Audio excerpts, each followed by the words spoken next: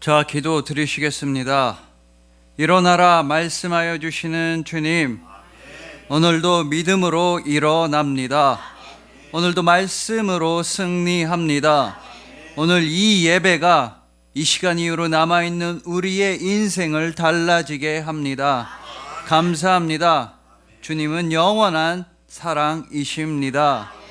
모든 절망과 죽음을 사라지게 하신 그 이름, 영원하신 사랑의 그 이름, 우리 주님 예수 그리스도의 이름으로 기도합니다. 아멘. 자, 오늘은 소녀야 일어나라 라는 말씀으로 주님의 은혜를 함께 나누도록 하시겠습니다. 여러분, 이 인간관계에 있어서는 상호성의 원리라는 게 있다고 합니다. 이게 무슨 말인가 하면, 예를 들어서 여러분들이 직장에 다니시는데 너무 꼴 보기 싫은 동료가 한 명 있는 겁니다. 뭐 일도 되게 못하고 성격도 나랑 정말 안 맞고 입맛도 나랑 안 맞고 말하는 것도 정말 싫고 밉고 뭐 하나 예쁜 구석이 없습니다. 응원하는 야구팀도 다르고 좋아하는 취미도 다르고 다 달라서 아유, 내 진짜 월급 받으니까 저 얼굴 보고 지내지, 진짜 나 저런 사람이랑은 다시는 상종하고 싶지 않아. 그냥 회사 안에서만 보고 밖에서는 아는 척도 안 할 거야. 막 그렇게 미운 사람이 예를 들어서 있는 겁니다. 그런데 어느 날 여러분들의 귀에 그렇게 여러분들이 미워하던 그 사람이 여러분들 칭찬을 정말 많이 하고 다닌다는 소식이 들려오는 겁니다. 그 사람이 여기저기 다니면서 여러분들을 향해서 저 사람은 일도 정말 잘하고 뭐 야구에 대한 이해도도 높고 성격도 좋고 입맛도 고급이고 인격도 좋고 정말 훌륭해. 나 회사 말고 밖에서도 저런 사람이랑은 진짜 친구하고 싶어. 참 좋은 사람인 것 같아 라고 여러분들을 칭찬한다는 얘기를 들으신다면 여러분들은 과연 어떤 반응을 보이시겠습니까? 첫째, 뭐야 저거, 꿍꿍이가 있는 것 같은데 왜 저런 이상한 왜 나에 말하고 다니지? 더 싫어진다, 더 싫어져, 더 미워. 아니면 둘째, 사람 보는 눈 좀 있는데 나를 알아보네. 일도 못하고 성격도 안 좋은 것 같은데 사람 보는 눈은 있네. 나랑 친구가 되고 싶다니까. 그럼 뭐 커피 한잔 해볼까? 어떤 마음이 드시겠습니까? 그러면 대부분의 사람들은, 90%의 사람들은 내가 미워하던 사람이라 할지라도 나를 칭찬하는 얘기를 들으면 그 사람에 대한 호감이 올라간다는 겁니다. 커피라도 한잔 해볼까? 이런 마음이 든다는 겁니다. 그렇기 때문에 뭐 비즈니스 코치라든가 뭐 인간관계 전문가들 아니면 소통 전문가들이라고 하는 사람들이 직장 생활에서 성공하고 싶다면, 인간관계를 잘 해나가고 싶다면, 사람들과 사이가 좋고 싶다면 무조건 칭찬해라. 다른 사람들을 칭찬하라고 조언을 해주는 겁니다. 여러분들을 싫어하는 사람이 있으면 더더욱 칭찬하고, 여러분들이 미워하는 사람이 있으면 더더욱 칭찬하라는 겁니다. 그럼 어떤 효과가 일어나냐 하면, 여러분들이 막 어떤 사람을 칭찬하고 다니면 그 칭찬이 흘러 들어서 그 사람의 귀에 들어가게 됩니다. 그러면 그 사람은 90% 이상의 확률로 여러분들에 대한 호감도가 높아지고 여러분들을 좋은 사람이라고 생각하게 된다는 것입니다. 만약 그렇지 않다 할지라도 여러분들이 막 다른 사람들을 칭찬하면서 다니면 그 칭찬을 듣는 사람들이 이 사람은 항상 다른 사람에 대해 좋은 말만 하네. 다른 사람 욕하는 걸 내가 들어본 적이 없어. 이 사람 되게 좋은 사람인가 보다. 이렇게 여러분들의 평판이 높이 좋게 올라간다는 것입니다. 그래서 무조건 칭찬하라는 겁니다. 칭찬할 게 없어도 그냥 좋아. 일단 좋아. 저 사람이 왜 좋은데? 모르겠어. 좋아. 그냥 사람 좋은 것 같아. 사람 냄새 나는 것 같아. 냄새 나는 사람 말고 사람 냄새 나는 괜찮은 사람인 것 같아. 그냥 무조건 칭찬하면 그 칭찬은 다 여러분들한테 다시 돌아오게 된다는 것입니다. 여기까지는 아주 쉽습니다. 문제될 게 없습니다. 문제가 되는 것은 10%의 경우입니다. 어떤 사람이 나에 대해서 칭찬을 하는데도 저 꿍꿍이가 있는 거 아니야? 더 보기가 싫으네. 왜 내 얘기하고 다니지? 의심스러운데? 이런 마음이 드는 10%는 그건 내 마음의 한 구석이 병들어 있다는 증거라는 것입니다.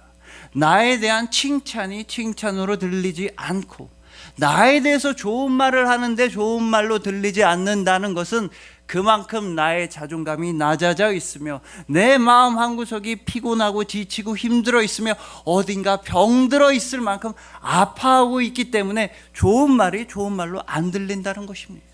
이런 안타까운 경우 중에 제일 안타까운 경우가 바로 예수님의 말씀과 예수님의 마음을 있는 그대로 고지고대로 받아들이지 못하는 사람들입니다.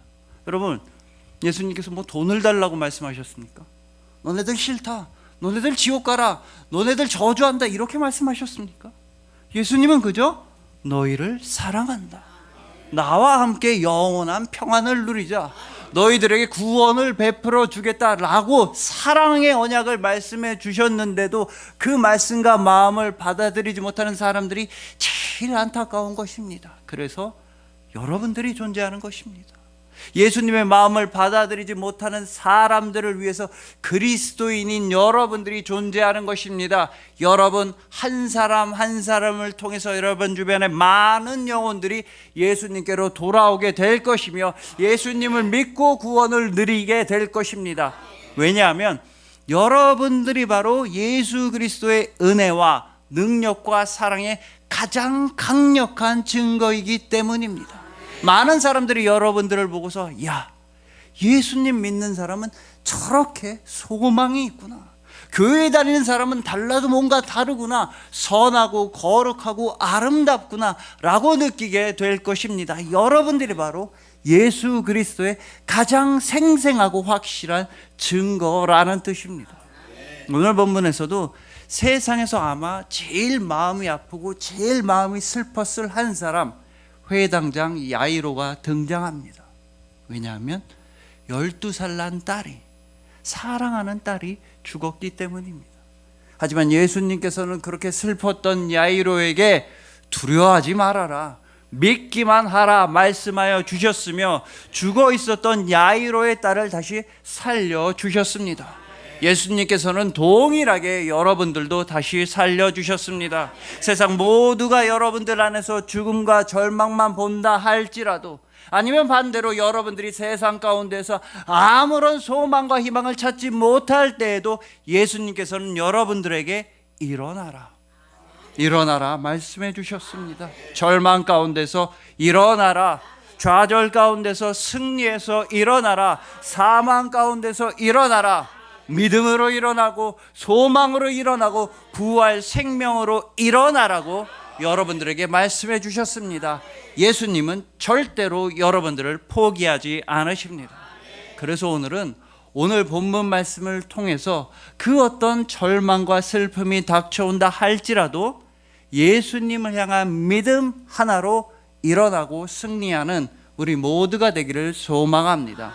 예수님께서 친히 여러분들에게 일어나라, 일어나라, 즉 생명을 명령하여 주시고 회복을 명령하여 주시고 구원을 명령하여 주신 여러분들을 주님의 이름으로 축복합니다.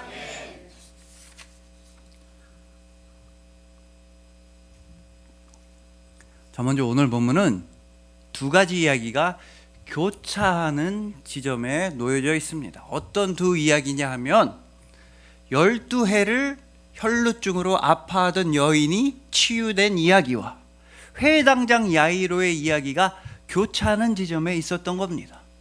원래 예수님께서는 회당장 야이로의 아파하는 죽어가는 딸을 고쳐주시러 회당장 야이로의 집에 가고 계셨는데 도중에 중간에 12해를 혈루증으로 앓던 여인을 만나서 고쳐주셨습니다. 그런데 그렇게 그 아파하던 여인을 고쳐주시던 사이에 오늘 본문 35절을 보시면 회당장 야이로의 딸이 죽었다는 소식이 들려온 겁니다. 야이로의 딸이 죽었다고 하면서 사람들은 본문 35절에서 이렇게 말했습니다. 회당장에게 이르되 당신의 딸이 죽었나이다. 어찌하여 선생을 더 괴롭게 하나이까? 여러분, 이 발언은 굉장히 문제적이고 위험한 발언입니다. 회당장 야이로의 딸이 죽었기 때문에 더 이상 선생님을, 예수님을 괴롭게 하지 말라는 겁니다. 쉽게 말해서 이제 더 이상 예수님은 필요가 없다는 말인 것입니다. 야이로의 딸이 살아있을 때에는 예수님이 필요했습니다. 뭐 아프니까 와서 고쳐주시던 도와주시던 뭐라도 해볼 수 있으니까 그때까지는 예수님이 필요했습니다. 하지만 회당장 야이로의 딸이 죽어버린 이 마당에는 예수님이 더 이상 필요가 없다는 것입니다. 즉 예수님은 나한테 도움이 될 때만 필요한 사람, 내가 필요할 때만 있어줬으면 좋겠는 사람이라는 발언인 것입니다. 이것이 바로 현대 많은 사람들이 예수님에 대해 하고 있는 오해입니다. 여러분, 사람들은 예수님이라든가 기독교에 대해 이런 생각을 많이 하고 있습니다. 그게 맞다는 게 아니라 그런 생각을 하는 사람들이 많습니다. 어떤 무신론자 중에서는 죽었던 사람이 어떻게 다시 부활하고 뭐 홍해가 갈라지, 그거 다 거짓말이야, 그거 다 사기야, 우리 돈을 뜯어내려는 수작이란 말이야, 막 기독교와 예수님에 대해 화를 내는 사람들이 있습니다. 근데 또 다른 한편으로 어떤 무신론자들은 그러든가 말든가, 부활하든가 말든가, 홍해가 갈라지든가 말든가 나랑 상관없어, 어쩌란 말이야, 이런 무관심한 사람도 있습니다. 그 두 가지만큼이나 위험한 것이 바로 예수님은 살아있을 때만 필요가 되고 도움이 된다, 예수님은 내한테 도움이 될 때만 필요한 분이라고 생각하는 사람들이 있다는 겁니다. 예를 들어서 예수님 훌륭한 인물이지, 아주 좋은 선생님이지, 뭐 원수를 사랑해라, 양쪽 뺨 다 맞아라, 이거 대단한 말이다, 참 훌륭한 말씀 많이 해주셨네, 이렇게 예수님을 마치 도덕적인 선생님, 윤리 선생님처럼 생각해서 마치 공자나 맹자처럼 인류의 멘토, 스승처럼 생각하는 경향이 있다는 것입니다.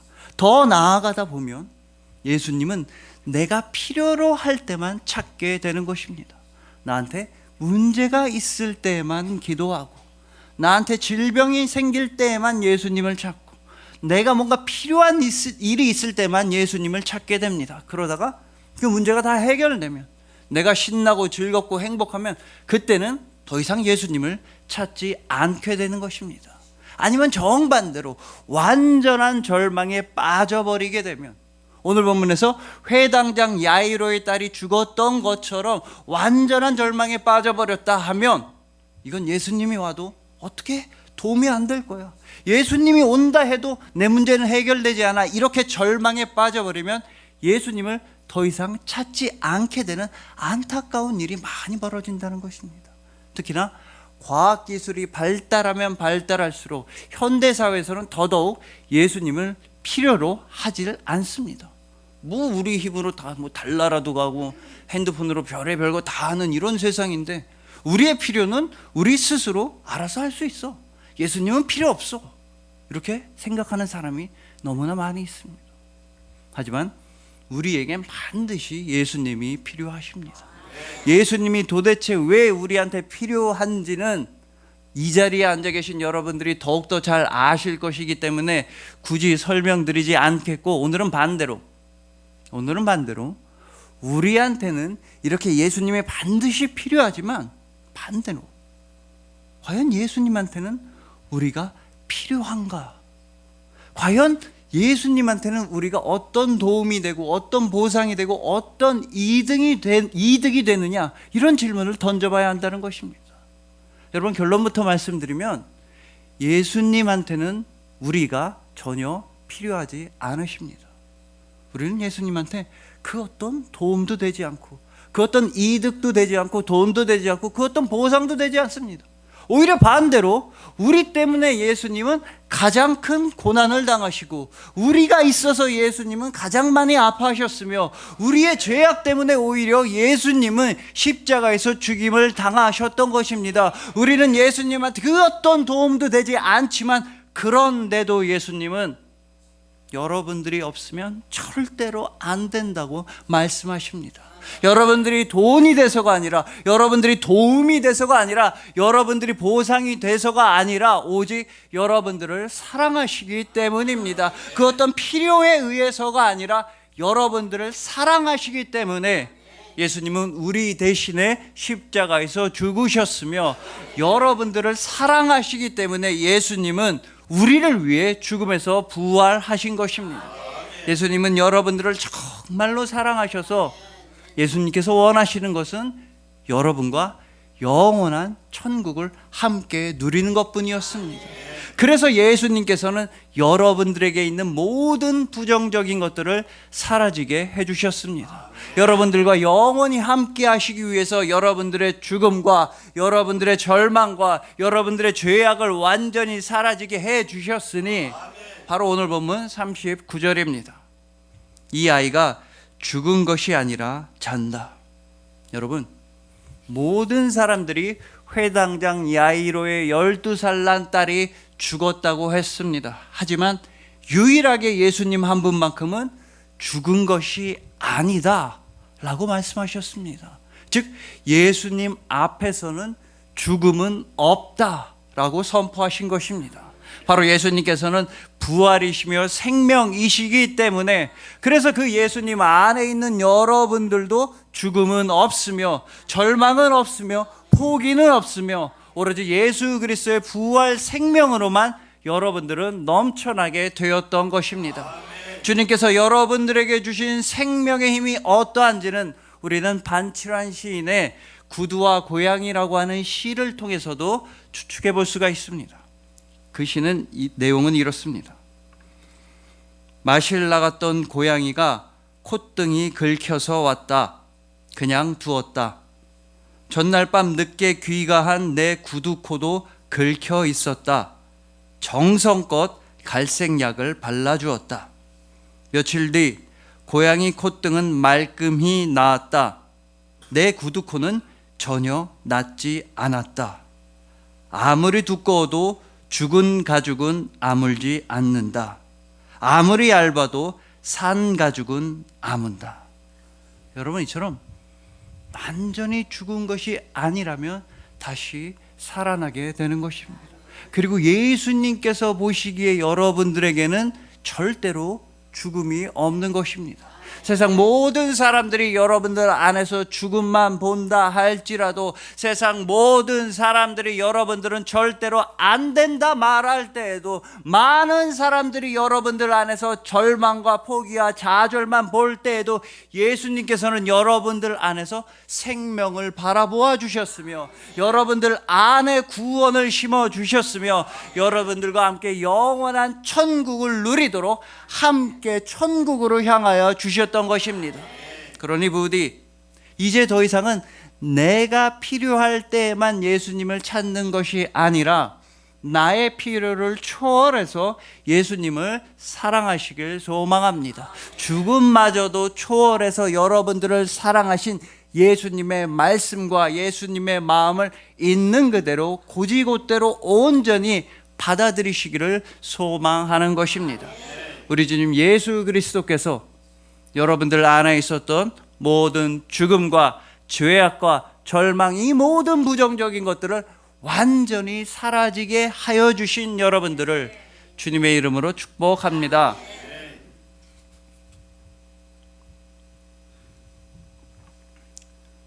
자, 다음으로 오늘 본문에서 이 회당장 야이로의 마음, 특히 본문 35절에서 회당장 야이로의 마음은 과연 어떠했을까요? 예수님께서 혈루증을 12해 동안 앓던 여인이랑 막 얘기를 하고 계시는데 그 동안에 자기 딸이 죽었다는 소식이 들려온 겁니다.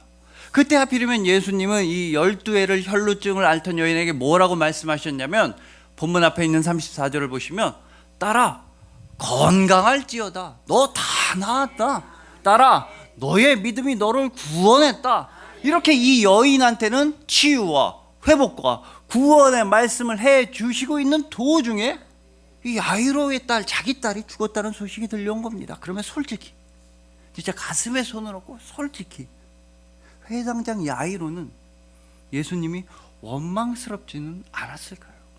자기 딸이 죽었는데 답답하지 않았을까요? 이 사람은 회당장의 위치에 있었기 때문에 저 여인이 12해 동안 혈루증을 앓아왔다라는 사실을 아마 알고 있었을 가능성이 굉장히 큽니다. 그래서 진짜 해서는 안 되는 말이지만, 미안한 말이지만, 이미 12년 동안이나 아파왔으면 하면 안 되는 말이지만, 하루 정도는 더 아파도 됩니다. 지금 당장 내 딸은 죽어가는데 벌써 12년이나 아팠으면 하루쯤 더 아프다고 해서 뭐 다 크게 달라지는 일 없습니다. 아니 그렇게 예수님이 저 여인을 살려주시고 싶으시면 당장 죽어가는 내 딸을 살려준 다음에, 그런 다음에 돌아와서 고쳐주시든지 내일 고쳐주시든지 하면 되는데 왜 저 여인을 살려주시느라고 시간을 허비해서 내 딸이 죽겠느냐, 이렇게 원망스러운 마음이 들었을 수도 있습니다. 그렇기 때문에 이 회당장 야이로는 예수님이 12해를 혈루증을 앓던 이 여인을 고쳐주는 기적을 보여주셨다고 해서 이 야이로가 막 박수를 치고 좋아했을 것 같지는 않습니다. 예수님이 정말 최고십니다. 사람들 박수 치는 거 보십시오. 12년 동안이나 아파하고 이 회복의 가능성이 없는 이 여인을 살려주시다니, 예수님 당신 정말 최고십니다. 정말 당신은 능력이 많으시네요.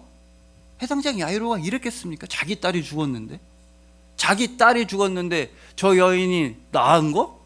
아무짝에도 쓸모가 없고 아무런 의미가 없는 겁니다. 오히려 어쩌면 더 화가 나고 원망스러웠을 것입니다. 바로 이 지점에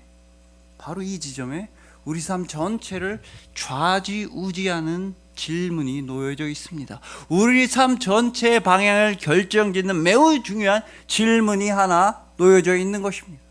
그 질문은 바로 예수님이 나의 예수님이신가 아닌가라는 질문입니다. 우리 삶에 있어서 가장 중요한 질문은 예수님이 나의 예수님이신가 아니면 남의 예수님이신가라는 질문인 것입니다. 여러분, 오늘 보면 35절까지만 해도, 자기 딸이 죽었을 때만 해도 회당장 야이로한테 있어서 예수님은 나의 예수님이 아니었을 겁니다. 남의 예수님이었을 겁니다. 병을 고쳐준 저 혈루병 여인의 예수님일진 몰라도, 박수치고 환호성 지르는 사람들의 예수님일진 몰라도, 뭐 도움받은 그 사람들의 예수님일진 몰라도 나의 예수님은 절대로 아니었던 것입니다. 내 딸이 죽었는데 오히려 나의 소원을 무시하고 내 딸을 죽게 만든 예수님이라고 원망을 했을 것입니다. 그러나 예수님은 언제나 나의 예수님이십니다.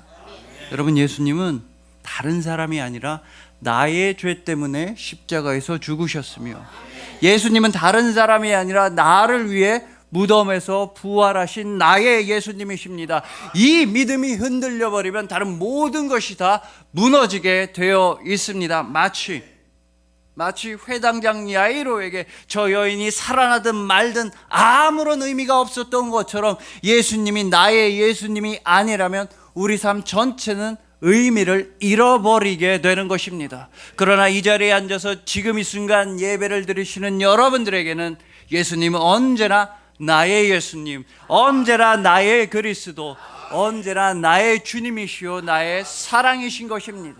여러분들이 그렇게 예수님을 나의 예수님으로 고백하고 부를 수 있었던 결정적인 이유는 바로 예수님께서 여러분들에게 먼저 찾아와 주시고 여러분들을 나의 사랑이라고 먼저 불러주셨기 때문입니다.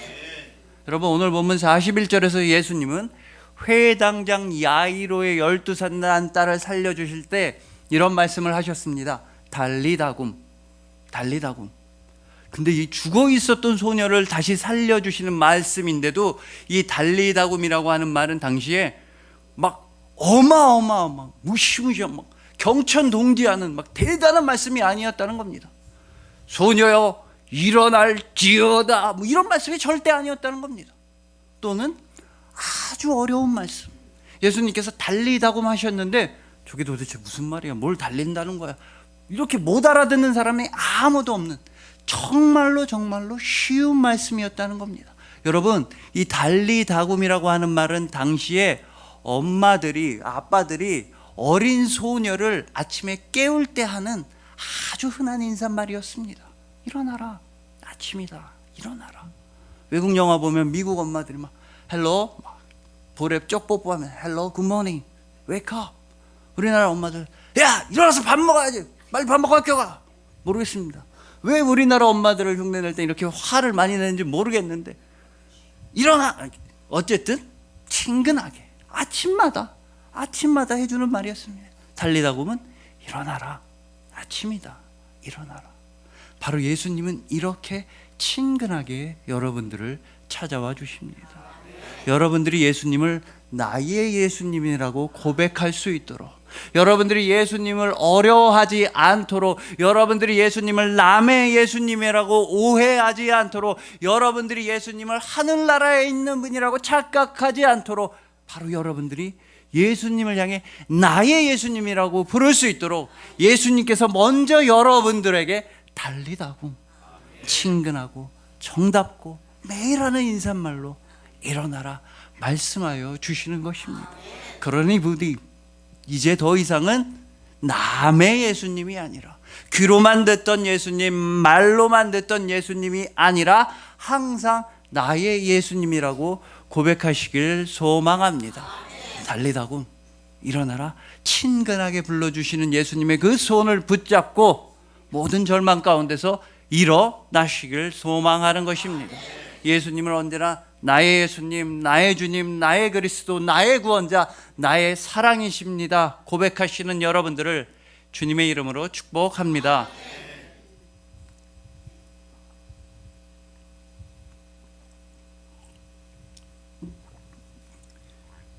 자, 이제 마지막으로 이 회당장 야이로의 12살 난 딸은 아프기 전만 해도 아무런 부족함 없이 예쁨을 받으면서 잘 자라왔을 겁니다. 그래도 한 지역의 회당장의 딸이니만큼 금수저까지는 아니었을 텐데 은수저 정도는 돼가지고 부족함 없이 아주 귀하게 예쁨 받으면서 자라왔을 겁니다. 그래서 그 딸이 아프니까 회당장 야이로는 예수님을 찾아와서 제발 도와달라고 간청했습니다. 본문 앞에 있는 내용을 보시면 회당장 야이로는 예수님의 발 아래에 무릎을 꿇고 엎드려서 제발 내 딸 좀 도와달라고 사정사정 간절하게 빌었던 것입니다. 자, 그리고 이렇게 회당장 야이로가 예수님 앞에 무릎을 꿇고 간청을 했다는 사실은 이제 회당장 야이로는 자신에게 있었던 정체성 중에 하나를 잃어버리게 되었다는 뜻입니다. 바로 회당장이라고 하는 정체성과 회당장이라고 하는 높은 직업을 잃어버리게 되었다는 것입니다.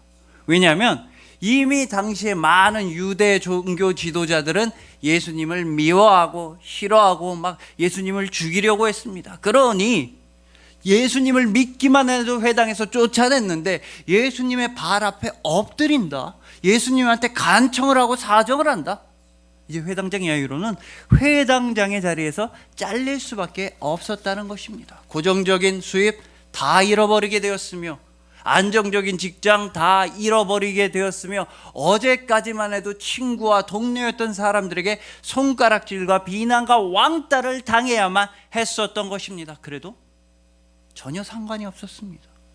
야이로가 그런 게 무슨 상관이 있겠습니까? 내 딸이 죽어가는데, 사랑하는 그 어린 12살 딸이 죽어가는데 직업이 문제겠으며 직장이 문제겠으며 돈이 중요하겠습니까? 사랑하는 딸을 살릴 수만 있다면 예수님 앞에 무릎을 꿇고 엎드려서 간청을 하는 것이었습니다. 그럼으로써 야이로는 오로지 아버지로서만 살아가기로 결단을 내렸다는 것입니다. 회당장이라는 정체성은 다 버리고 오로지 아버지라고 하는 정체성 하나만 붙잡고 평생을 아버지로서만 살아가기로 결단을 내리고 예수님 앞에 엎드렸던 것입니다. 그러면 이제는 아버지 야이로, 회당장이 아니라 아버지 야이로 예수님의 발 앞에 엎드린 이 사람을 보면서 과연 예수님은 어떠한 생각이 드셨을까요? 만약에 제가 예수님이라고 한다면 당신의 아버지, 하나님 아버지를 떠올리셨을 것 같기도 합니다. 지금 이 아버지 야이로는 사랑하는 자식을 살리기 위해 자신의 모든 것을 다 버리고 있습니다. 하지만 이제 곧 예수님의 아버지인 하나님 아버지께서는 자식을 버리실 것이기 때문입니다. 이 아버지 야이로는 사랑하는 딸을 살릴 수만 있다면 모든 일을 다 하는 아버지였는데 이제 곧 하나님 아버지께서는 자식인 예수님을 십자가에 못 박기 위해 모든 것을 다 예비해 두셨기 때문입니다.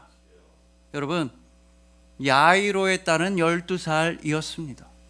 그리고 예수님도 12살 소년일 때가 있으셨습니다. 그때 예수님께서는 성전에 머물러 계셨는데, 그때 12살 소년 예수님은 육신의 어머니 마리아한테 누가복음 2장 49절에서 이런 말씀을 하신 적이 있었습니다.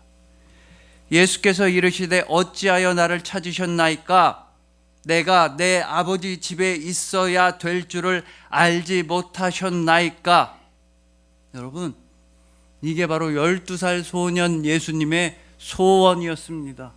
12살 예수님의 유일한 소원은 내 아버지의 집에 있는 것이었습니다. 왜냐? 아버지가 너무너무 좋아서 그랬습니다. 항상 아버지랑 같이 있고 싶고, 항상 아버지랑 같이 놀고 싶고, 항상 아버지한테 매달리고만 싶으셨던 것입니다.